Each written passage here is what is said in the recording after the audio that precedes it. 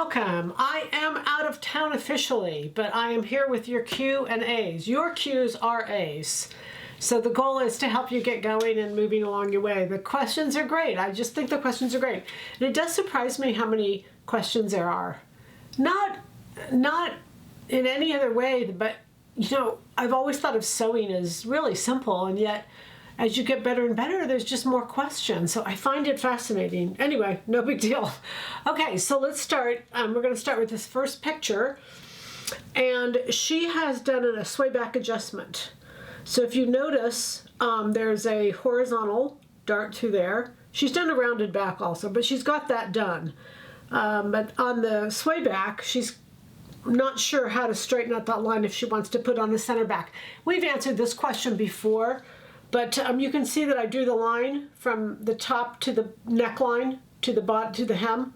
And you can see that there's like a little bit extra that gets added if you look at that carefully.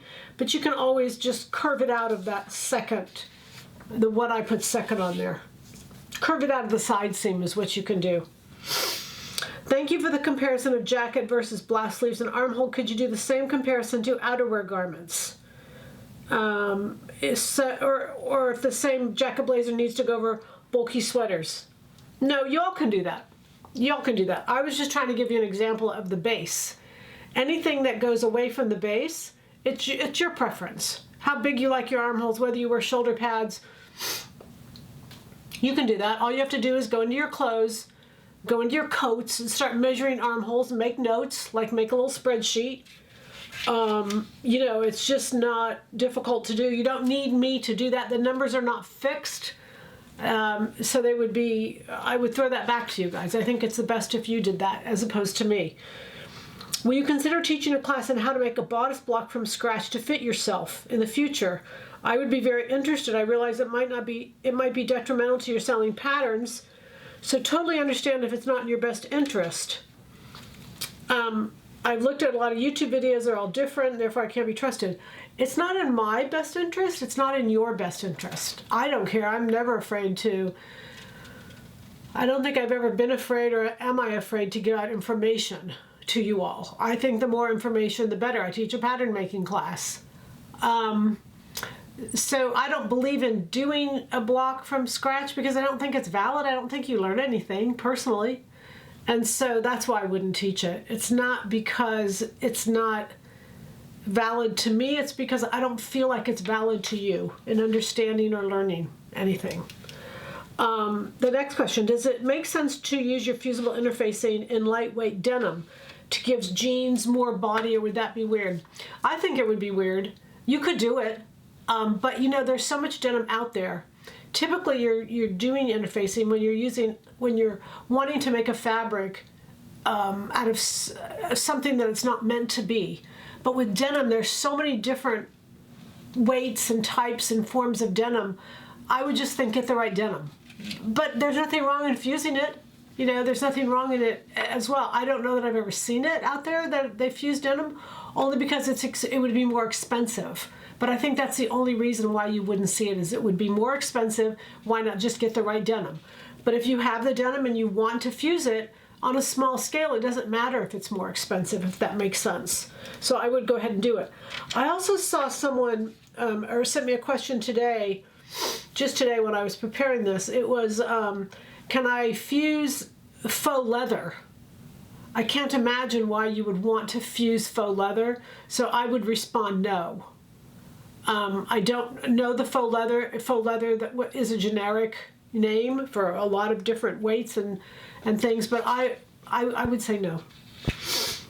Good morning, Peggy. I made a muslin out of the new bias pant. Unfortunately, the back is way too short. Let's look at this picture.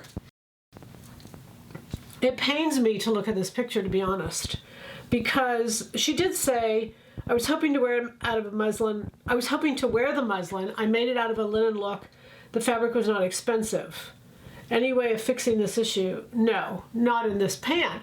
You should slice at the hip line and add, we've had many videos on that, slice at the hip line, pull the waist up to where it should be, add fabric at the hip line, not at the waistline. It won't fix it at the waistline, add it at the hip line, and then it's a dart.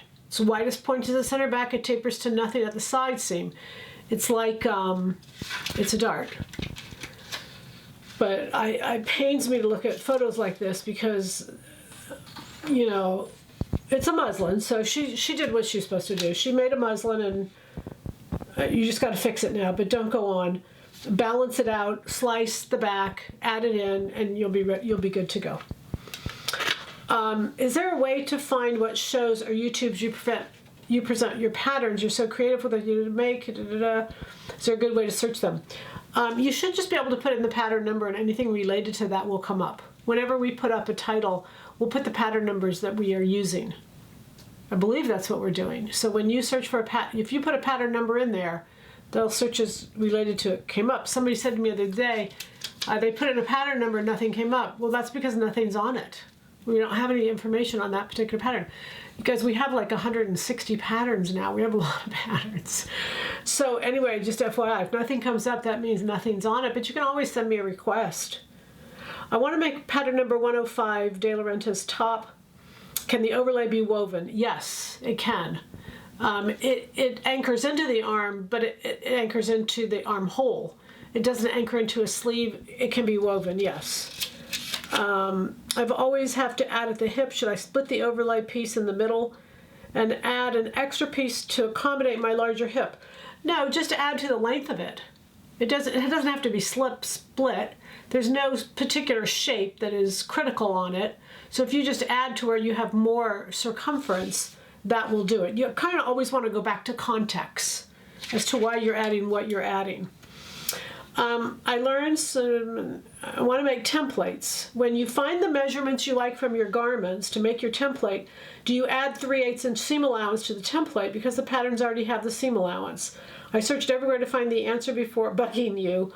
Please help me. I would absolutely put the seam allowance included in your template. It will be confusing. It will cause you to go back and forth. I would absolutely put the seam allowance in your template, compare them to a pattern with seam allowance. So you're comparing with seam allowance to with seam allowance. When I make up a size 4, it's too tight for my comfort, but when I go to size 5, the bust point and everything is off. Should I just add a seam where the 4? No. No. Okay, so here's the next picture. And then you're going to follow the red line. Notice it's a 5. Why did she go to a 5? She went 5 for a greater circumference. She doesn't like where the bust point is, so we can make the 6 bust point. But notice I did the 5 along the shoulder, 5 along the armhole. I went from 5 to 6. 5 to 6 for the 6 dart. I picked up the 6 dart and then went back to the bottom. Now that added more circumference somewhere in the waist area. If you make it up, but it puts the dart in the right place. If you make it up and you don't like it, you can just take it out. No big deal. Easy. Easy, right? Easy, see? Every question there's an easy answer. She could grade out the 4. We've got videos on grading, but I just think you've got the size right there. It's right in the envelope. Just take it, follow it along. Pick up the 6 dart. It moves the bust point farther out. It's the exact same size dart. It hasn't changed the darting at all. And we walk away and it's easy. All right? Keep it easy. All right, you all. Question answered. We had a lot of questions. I just went through them quickly. And you know, when I'm not live, I don't get to chat with you all. You know I love chatting with you. But we'll be back, and we'll see you on Tuesday. All right, bye for now. Happy sewing. Bye.